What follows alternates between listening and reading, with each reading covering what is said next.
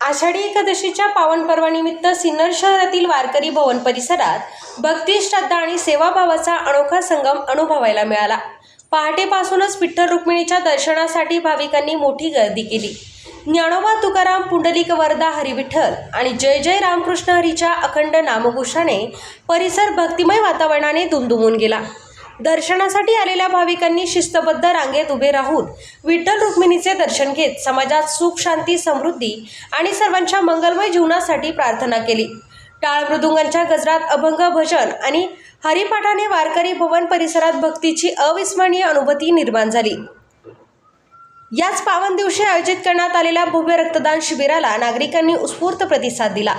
युवक, वारकरी, सामाजिक कार्यकर्ते आणि विविध क्षेत्रातील नागरिकांनी मोठ्या संख्येने रक्तदान करून मानव सेवेचा संदेश दिला. रक्तदान हे श्रेष्ठ दान या भावनेतून अनेक रक्तदात्यांनी स्वइच्छेने रक्तदान करत सामाजिक बांधिलकी जपली. आषाढी एकादशी हा केवळ भक्तीचा नव्हे तर सेवा, समर्पण आणि मानवतेचा संदेश देणारा उत्सव असल्याचे चित्र यावेळी पाहायला मिळाले. विठ्ठल भक्तीबरोबरच रक्तदानासारख्या पवित्र कार्यामुळे या उत्सवाला सामाजिक सेवेचीही सुंदर जोड मिळाली. भक्ती, सेवा आणि समाजहिताचा संदेश देणारा हा उपक्रम सिन्नरकरांसाठी प्रेरणादायी ठरला. एसएन न्यूजसाठी समाधान आव्हाड.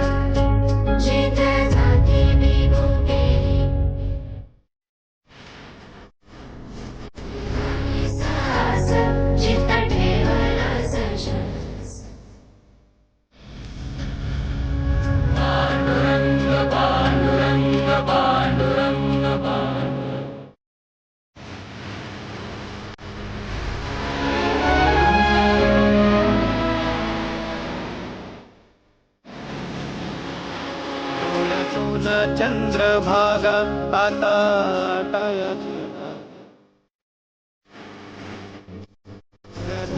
चंद्रभागा आता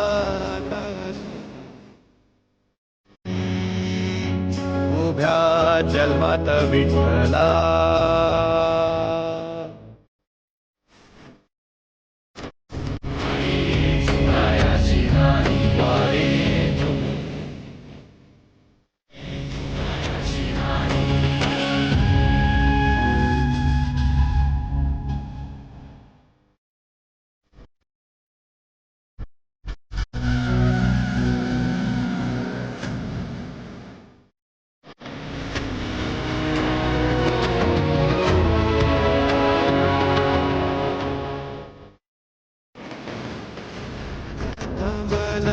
तवा सोडल मी हात, तवा सोडल मी हात, खेळू लागली विठ्ठला मला, विठ्ठला मला रिकामी वाट,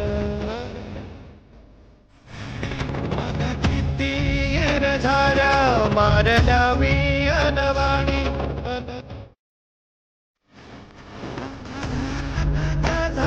तशा युगाचार तुझ्या दर्शनाची आस कधी थांबायची नाही,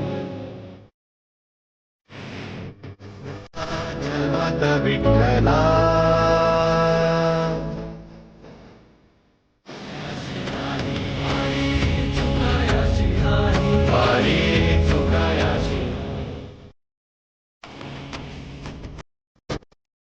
आज आपल्या महाराष्ट्रातील सर्वात मोठा सण म्हटलं तर वावगं ठरणार नाही अशी आषाढी एकादशी. त्या एकादशी निमित्त सर्वत्रच आज पंढरपूरला तुफान घर लोटलेला आहे. तसंच प्रत्येक पांडुरंगाच्या मंदिरात लोक दर्शनासाठी येत आहेत. सिन्नर इथेही प्रत्येक पांडुरंगाच्या मंदिरात लोक गर्दी करत आहेत. तसंच वारकरी भवन येथील दर्शन घेण्यासाठी भाविक भक्त सर्व येत आहेत. भजनाचाही कार्यक्रम इथं आहे.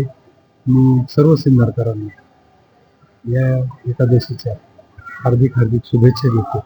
त्यांच्या ज्या काही मनोकामना असतील ते परमगीता पांडुरंग पूर्ण करू अशी प्रार्थना करतो. रामकृष्ण हरी. संपदा सोहळा न आवडे मनाला, लागला टकाळा पंढरीचा.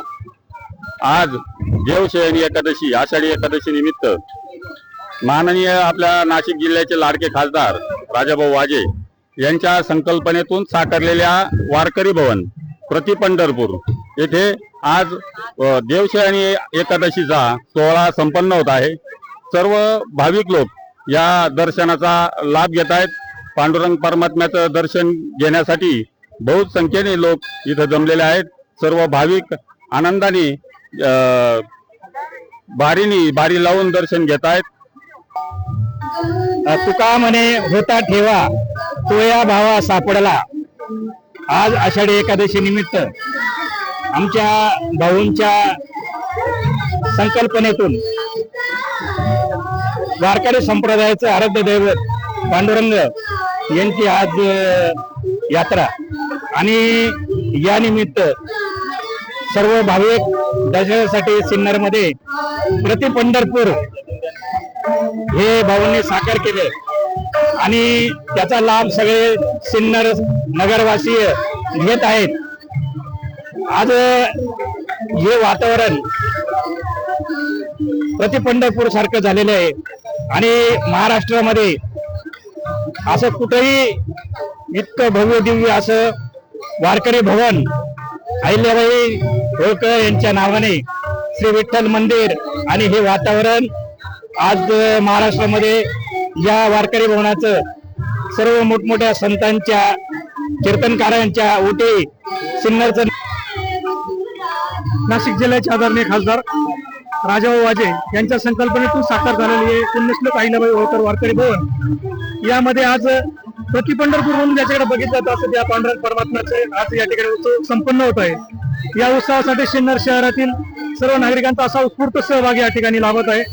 आज दिवसभरामध्ये विविध कार्यक्रम या ठिकाणी संपन्न होत आहे. वारकरी भजन या ठिकाणी 10 ते 12 हरिभक्त पारायण रोहिदास महाराज मते यांचं संपन्न होत आहे. त्याचप्रमाणे संध्याकाळी कीर्तनाचा कार्यक्रम त्या ठिकाणी होणार आहे आणि महाराष्ट्रातलं पहिलं वारकरी भवन म्हणून आज हे भारतामध्ये प्रसिद्ध होत आहे. याचं श्रेय पूर्णपणे राजाभाऊ वाजेंनाच जातं आणि त्यांचं निश्चित हे कार्य गौरवास्पद आहे. मी आपल्या आलेल्या सर्व भाविकांचं आषाढी एकादशी निमित्त खासदार राजाभाऊ वाजे यांच्या वतीने हार्दिक स्वागत करतो आणि रामकृष्ण हरी. रामकृष्ण हरी. आज या ठिकाणी सिन्नरचं हे पंढरपूर म्हणून समजलं जाणार अहिल्याबाई पुण्यश्लोक अहिल्याबाई होळकर ही वारकरी भवन महाराष्ट्रातलं एकमेव असं वारकरी भवन आहे. या ठिकाणी प्रत्येक एकादशीला आपण वेगवेगळ्या प्रकारचे धार्मिक उत्सव आयोजित करत असतो. आजही या देवशयनी एकादशी निमित्त आपण या ठिकाणी विविध धार्मिक कार्यक्रमांचं आयोजन केलेलं आहे. आपण बघतो आहोत की दिवसेंदिवस समाजामध्ये विशेषतः विद्यार्थ्यांमध्ये छोट्या बालकांमध्ये गुन्हेगारीचं प्रमाण वाढत आहे. परंतु अशा धार्मिक कार्यक्रमांमुळे त्या विद्यार्थ्यांमध्ये एक धार्मिकता रुजावी, ती धार्मिकता बाळगावी यासाठी सिन्नर शहरातील विविध शाळांनी जिल्ह्यांचं आयोजन करून विद्यार्थ्यांमध्ये धार्मिक भावना रुजवण्याचा प्रयत्न केला.